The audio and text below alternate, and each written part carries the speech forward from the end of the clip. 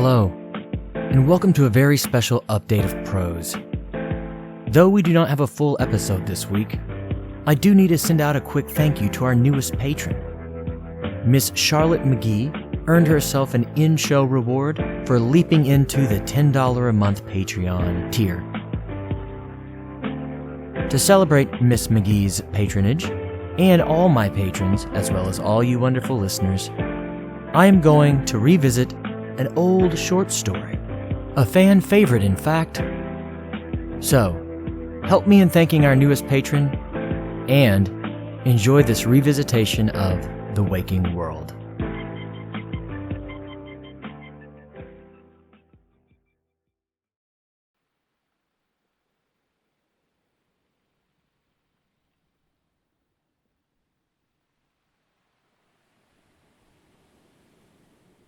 The Waking World, an original short story by Jared I. McGee.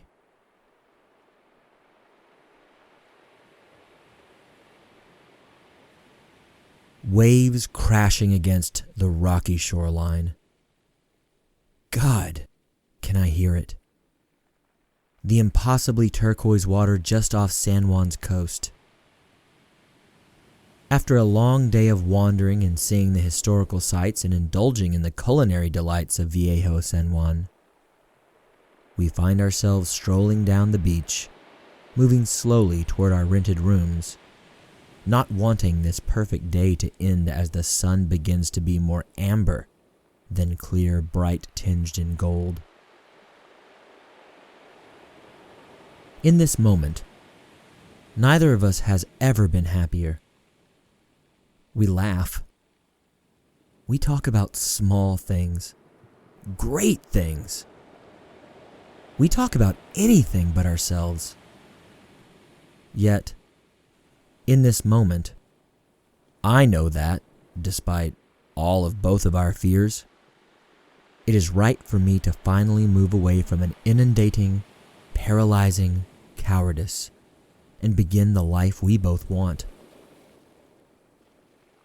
There, as the surf surges and retreats, I gather my courage, kneel down before you, bringing out the small ring that was all my father could afford for my mother back in 1978, and I ask you if you would share this life with me.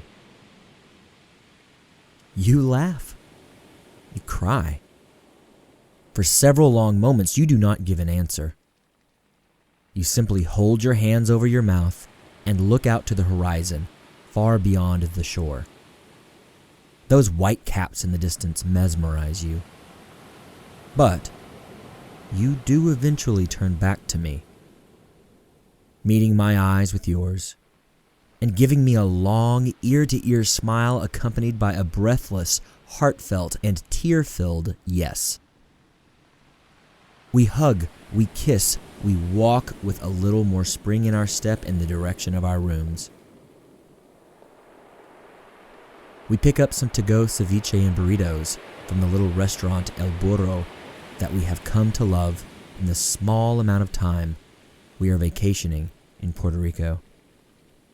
We go up to our rooms near Ocean Park, eat our food, and simply hold one another out on the balcony as the amber turns to black velvet and the little frogs constantly chirp, coqui, coqui, coqui. After 2 or 3 medallas, we finish with the balcony and make our way back into our bedroom, get ready for bed, and lie down, turning the newest Netflix show from Marvel on. We pay little attention to the program, choosing to hold one another, kiss lightly, and tell each other just how much we love one another until both of us drift to sleep. The next morning, I wake to you still in my arms, head on my chest. I cry. The tears just fall lightly down my cheeks, escaping like a slight rain rather than a downpour, clearly tears of love and devotion, past, present, and future. It's been a while since I've been religious, but I can't help but think this is what God had intended for both of our lives and our futures. Yet again, the sun has risen and is spilling its crystal and gold all over San Juan. Even through the blinds, another day shines in, letting me know that we are in for more Puerto Rican beauty and a gorgeous day to celebrate our first full day of engagement. The waves of Ocean Park crash rhythmically in the distance. I lean over and risk spilling some of my tears on your face. I kiss your forehead ever so lightly. Then, I do the same to your eyes. Finally, I barely kiss your lips, waking you in the process. You squeeze me even tighter than you did throughout the evening, and we smile with the unsaturated, unencumbered joy of children, openly touting our happiness and knowing that our futures are intertwined and that our lives will be shared and wonderful. I tell you that I love you, and that I cannot wait to be your husband. You choke up, mouth, "I love you," before regaining your voice. You smile even deeper and tell me how overjoyed you will be that you will so very soon be my wife. The waves continue to crash and crash, fading in and fading out, fading in and fading out. The waves continue to crash and crash, underscoring the perfection of this moment.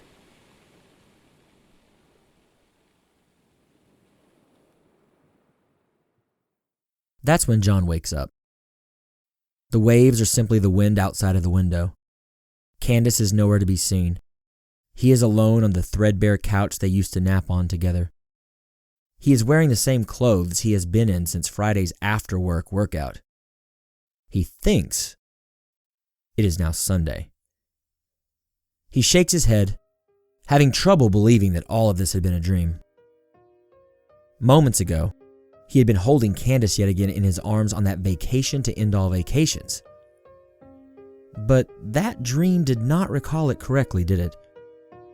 What really happened was that John continued to be emotionally unavailable, terrified of what marriage and being a true adult might bring.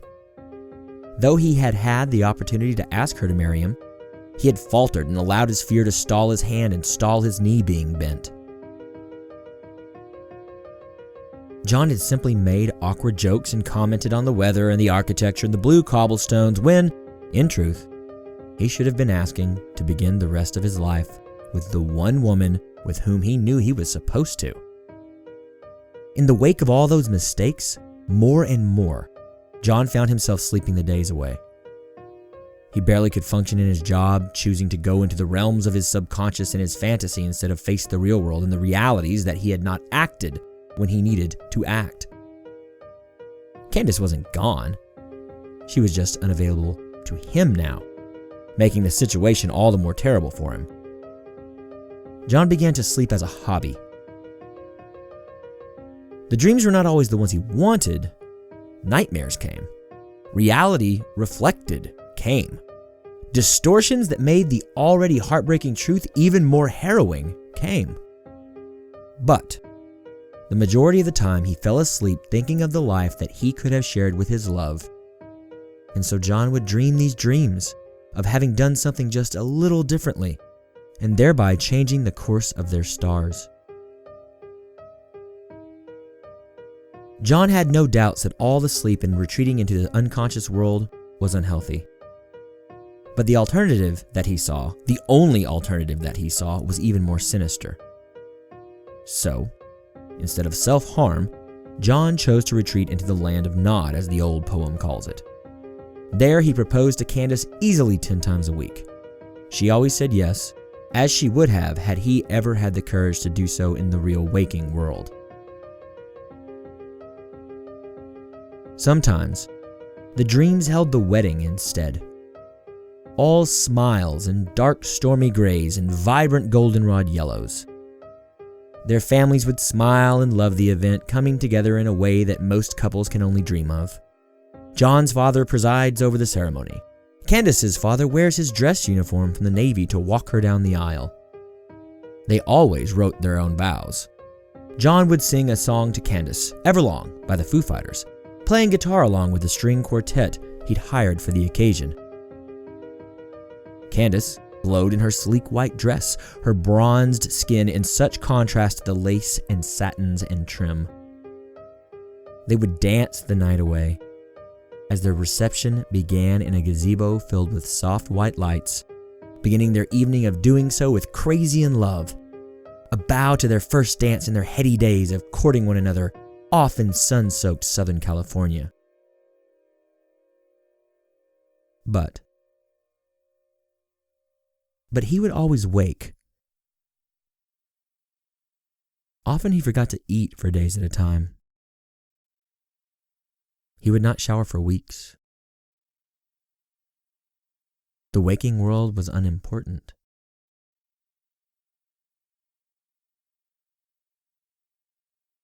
Now, the waking world begins to wear thin.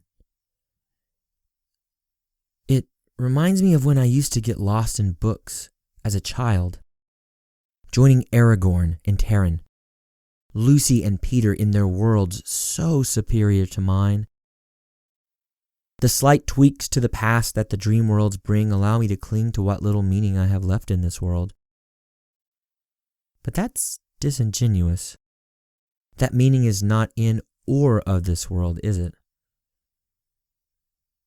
Too many questions and too little substance to continue that line of thought. I roll over and close my eyes, knowing that sleep will come and save me from the hell of this waking world.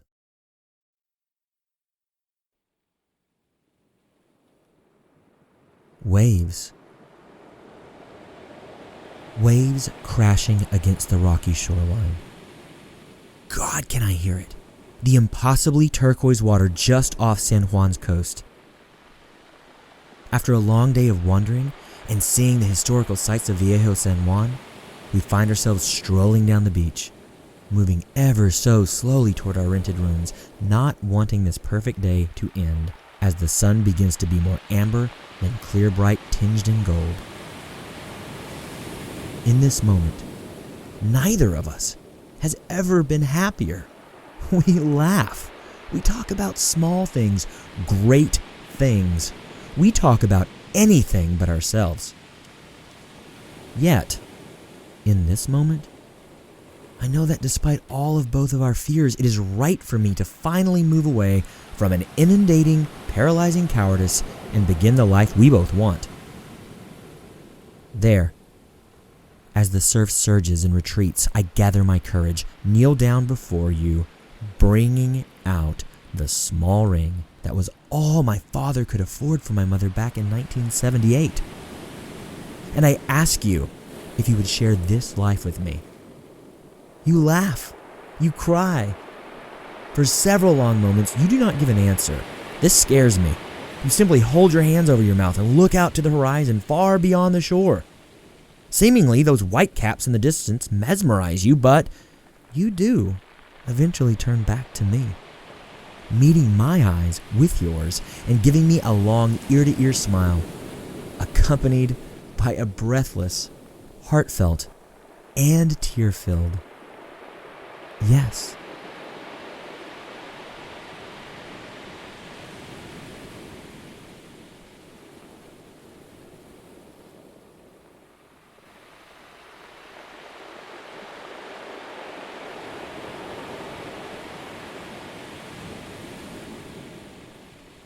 Thank you for listening to The Waking World. All sounds present come from freesound.org. The ocean waves come from Rusisco, and the piano track comes from Soundathon. The tracks are being used under CC0 1.0 Universal Public Domain dedication licenses. I certainly hope you enjoyed this revisitation of a short story that is a fan favorite. I thought it'd be a great one to post alongside these thank yous. So again, thank you to all the patrons out there, most especially you, new patron, and Mom, Charlotte McGee. And of course, a thank you to everyone for listening. See you next week.